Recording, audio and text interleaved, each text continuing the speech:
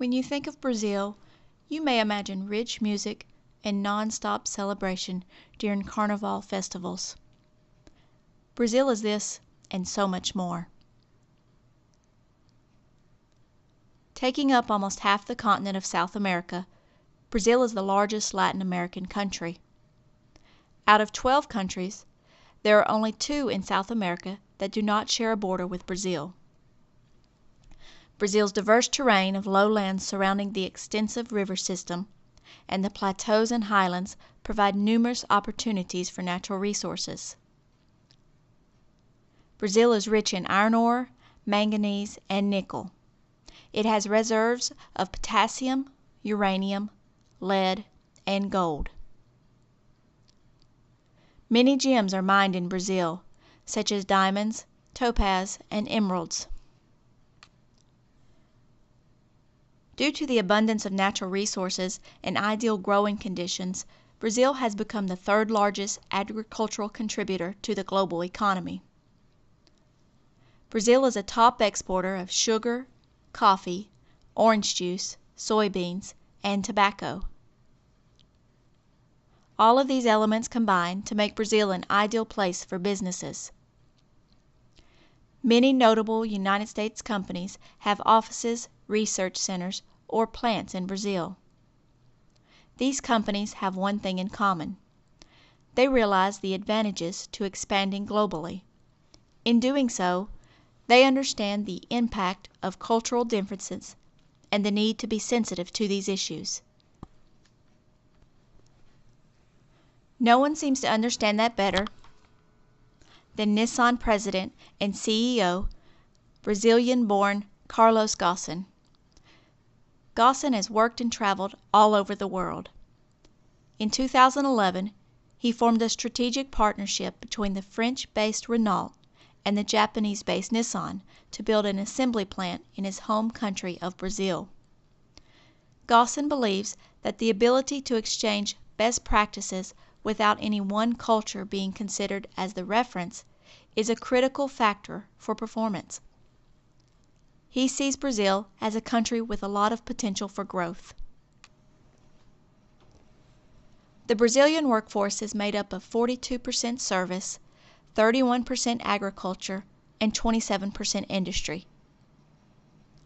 The business industry welcomes foreign travelers from all over the world. It is host to many trade shows and other large events. Because Brazil is such a large country, many corporate offices are spread far apart. Traffic can be heavy, and anyone wanting to do business in Brazil should plan their trip in advance. Most upper and mid-level executives in Brazil may speak English, but it is very useful to be able to speak Portuguese. Portuguese is the preferred language of Brazilians and should not be confused with Spanish. Many Latin American citizens like to communicate orally. Direct eye contact is preferred both in the business setting and casually. Cheek kissing and other types of physical contact are accepted forms of communication and may be seen in the business setting. Brazilians have a high context culture, are physical and communication practices, and have exaggerated body language. Initial business meetings may seem very formal. However, once the introductions are underway, you can expect a relaxed atmosphere.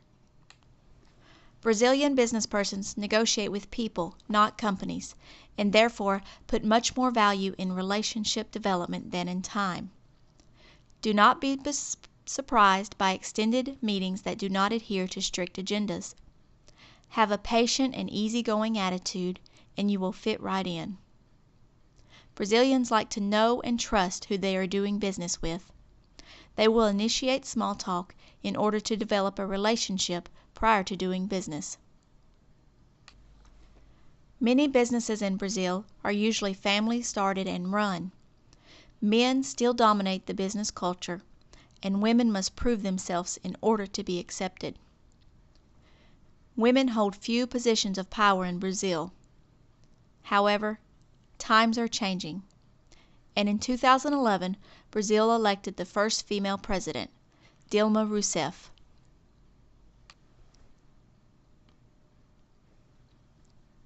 From the 1960s through the mid-1980s, Brazil was under military rule. However, today, Brazil is a federal republic that has 26 states and a federal district. It is a fairly young democracy established by its constitution in 1988. The president and vice president are elected for a term of 4 years. Voting is required for all literate citizens from aged 18 to 70, and it is optional for citizens that are 16 to 17 or over 70 and illiterate. Like most developed countries, Brazil faces challenges with poverty, corruption, and the economy. The murder rate in Brazil is almost 4 times that of the United States, and other crimes have similar rate comparisons. The government struggles with education reform and social inequality. The Brazilian government controls an oil company that has access to major oil reserves. It can be used to turn Brazil into a major world energy power. Next year alone, the royalties from oil are expected to be $800 million. The government uses these royalties to fund Brazil's universal health care system and education system. Health care and education are free to Brazilian citizens. However, there are private sectors to both the health care and education systems for those willing to pay for it. The private sector is thought to make up for what some consider as a lack of quality in the government-run systems. In early 2011, only 43% of Brazil's population completed high school, and only 11% held degrees from universities.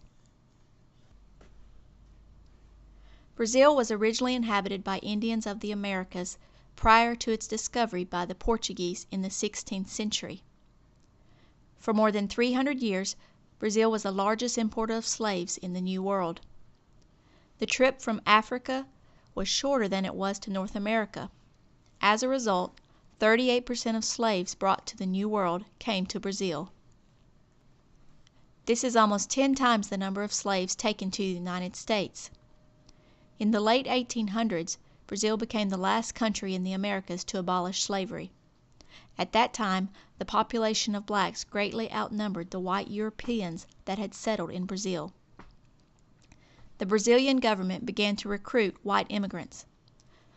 Over the next 50 years, from about 1880 to 1930, an estimated 3 to 6 million immigrants arrived from all over Europe and Japan.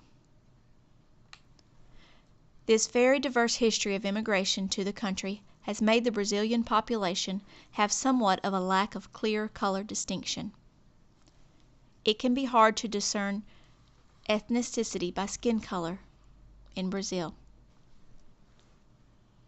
Football, or soccer, is by far the most popular sport in Brazil, and is a big part of the Brazilian culture. Many experts claim Brazil's Pelé to be the greatest footballer of all time, and he is considered a national hero. Another talented person from Brazil is one of the 5 co-founders of Facebook, Eduardo Saverin.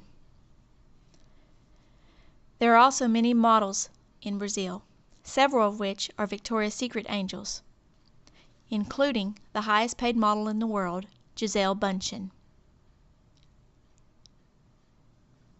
If you have previously overlooked Brazil as a travel destination or a future business location, then think again.